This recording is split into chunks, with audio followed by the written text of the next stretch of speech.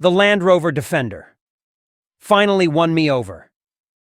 All it took was an $85,000 special trim. I could be an off-road guy, right? No response from my wife, who definitely hears me in the other room.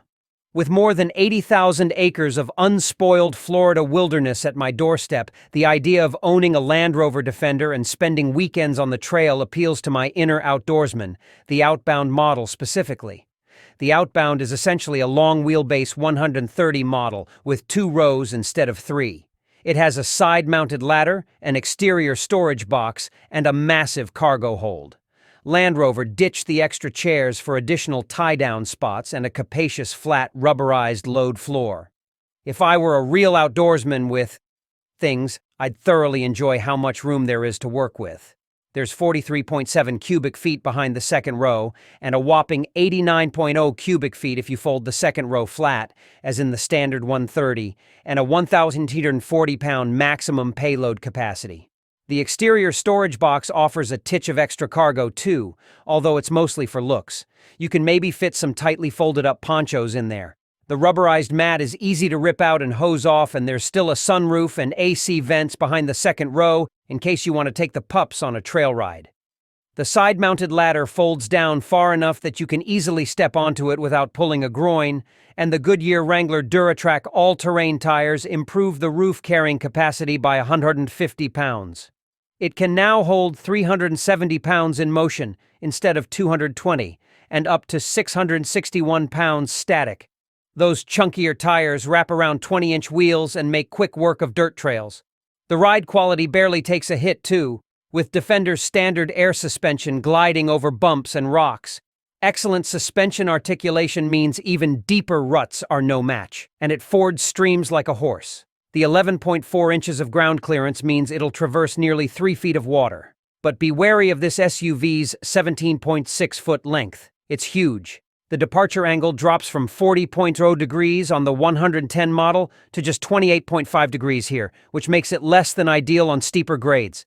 And if you're sticking a bike rack or storage behind the rear tire, then be prepared to feel like you're driving a school bus. You will also have to pay extra for the really good off-road stuff. The off-road pack is $250 and adds an electronic rear differential with torque vectoring. If your daily commute includes a trip down Hell's Revenge, it might be worth it.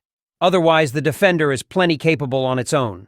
The standard turbocharged 3.0-liter inline-6 hybrid powertrain delivers 395 horsepower, and it's silky smooth once you get it up to speed. It pairs to an 8-speed automatic gearbox. Add the $1,850 towing pack too, and it can tug up to 8,200 pounds. But the throttle response is lazy, and low-end torque is lacking, which requires lots of prodding and makes it hard to modulate power at low speeds. Not great for rock crawling or towing. The Defender 130 Outbound isn't a rock crawler anyway. This SUV eats up miles on and off-road as any good overlander is meant to do. In typical Land Rover fashion, the interior is sumptuous and comfy. Black leather covers most surfaces, the only color option on this trim for some reason, and a secondary Robustec dots the seat edges and center console for extra weatherproofing. An 11.4-inch touchscreen comes standard on the Outbound model, and it looks clean and works well. Touch responsiveness is quick, options are easy to parse, and Apple CarPlay and Android Auto connectivity are wireless. If you really want to get fancy, the head-up display is an extra $1,000. It was rarely necessary. But the $360 Wi-Fi add-on is worth it if you need a signal in some remote small town. With add-ons, this tester comes out to $99,188 with destination. Not exactly an overlander on a budget.